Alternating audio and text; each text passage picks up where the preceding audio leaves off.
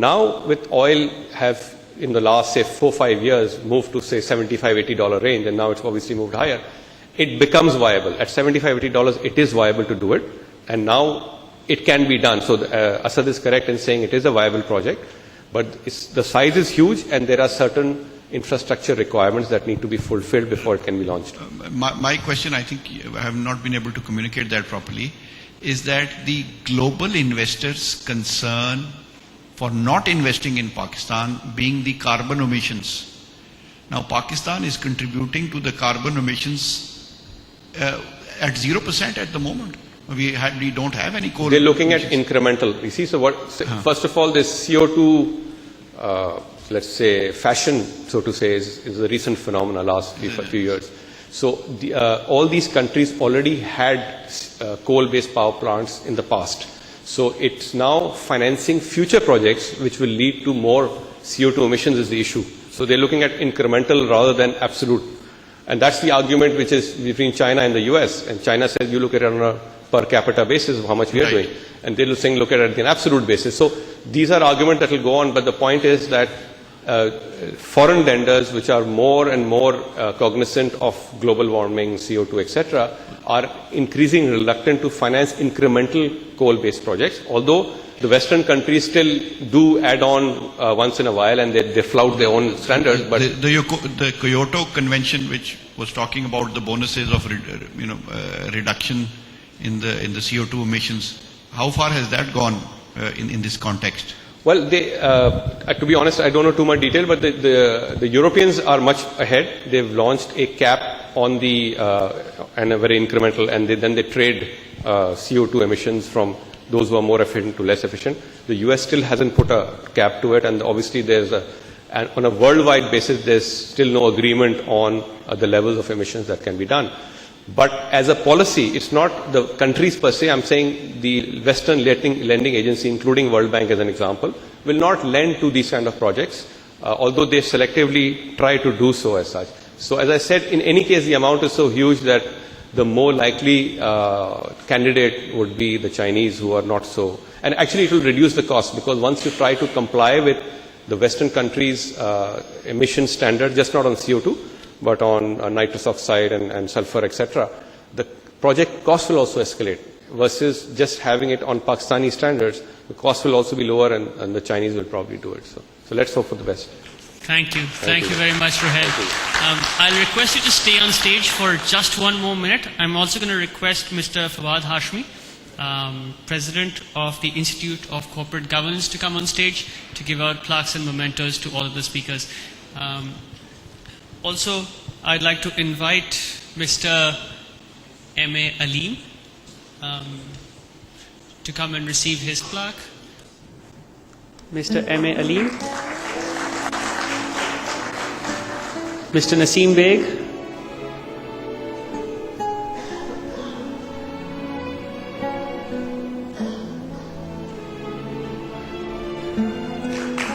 Mr. Zafar Iqbal Sobani.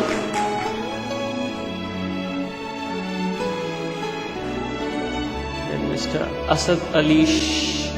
Okay, Asad's left.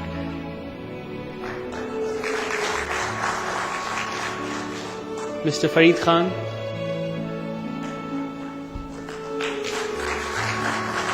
Sorry to keep you waiting.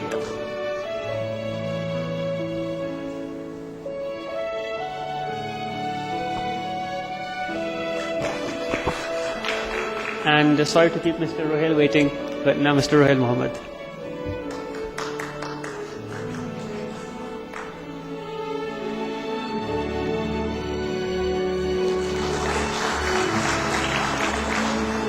Thank you very much, Fawad Sahab. Thank you very much.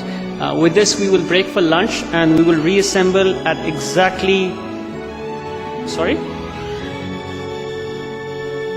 Group pictures. We'll do that once you all go for lunch.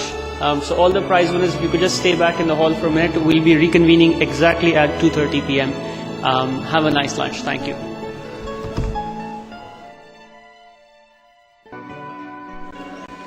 Ladies and gentlemen, welcome back from lunch.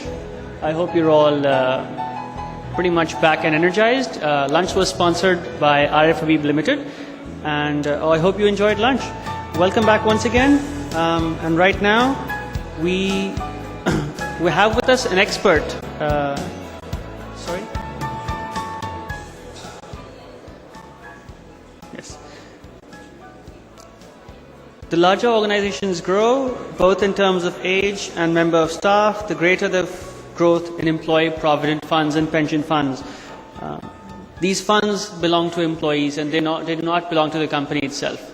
Their management requires specialized expertise, experience, and special care. These have to be taken factor, the risk appetite of the investors. That is the employees of the company and not the risk appetite of the company itself.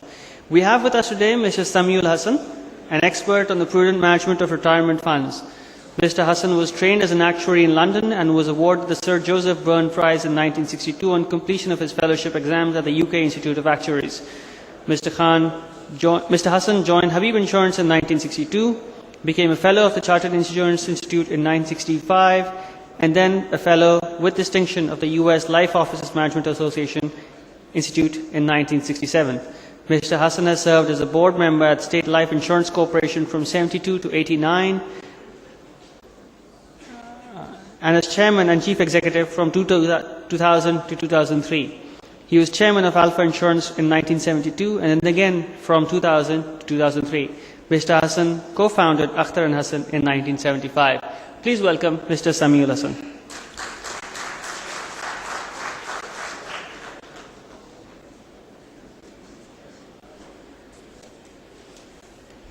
Ladies and gentlemen, Assalamu alaikum. I wish you peace. Thank you for inviting me to address this distinguished gathering of CFOs. I must congratulate President Saqib Masood and Chairman Yaqub Sattar on the fine attendance and the fine arrangements, and also the business partner, that is Terrabiz. I must also particularly thank, because I'm not an accountant, I'm only an actuary, a mere interloper, I must thank the previous speakers, Mr. Roger Tabor and Zafar Khan, old friend, as well as Mr. Ruhail Mohammed for their excellent presentations, and special congratulations to Ruhail for Engro's success with the Rupiah scheme. The panel discussion was very interesting. Mr. Aleem Naseem Beg, who is a real expert on the subject that I'm supposed to talk about, I think you invited the wrong man. I also see Dr. Amjad Waheed here, so you have real experts on this subject. But anyway, I'm going to, I hope they will correct me where I'm wrong. And Asad is gone now, but this panel presentation was really very good, very enlightening, as well as Mr. Zafar Subhani. And of course, the moderator was an excellent job of moderating. It's a very difficult business for the moderator. I should try and speak as briefly as possible because I'm anxious to hear Mr. Simon Paget and, of course, Harun Waheed and Khairullah Sheikh and Badr Khushnood and the concluding remarks. So, ladies and gentlemen, let me begin with quoting from two distinguished actuaries. The first quotation is from Mr. J.B.H. Pegler, who presented a very fine paper on investments to the Institute of Actuaries. And this is what he said. Unfortunately, however, the present is always abnormal, and the future invariably obscure. And it is doubtful whether life officers can or should credit their investment managements with more than a limited degree of skill and judgment in the determination of future trends. He wrote these about 60 years ago. I think they are still true of today. By the way, he became president of the Institute of Actuaries. My next quotation is from Sir William Palin Elderton.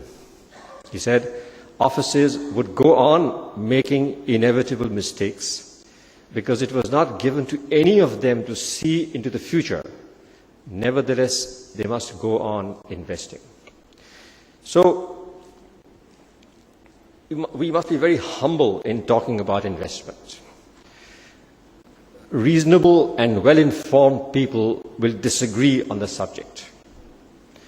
We will keep on making mistakes. And all I will try to do today is to share some reflections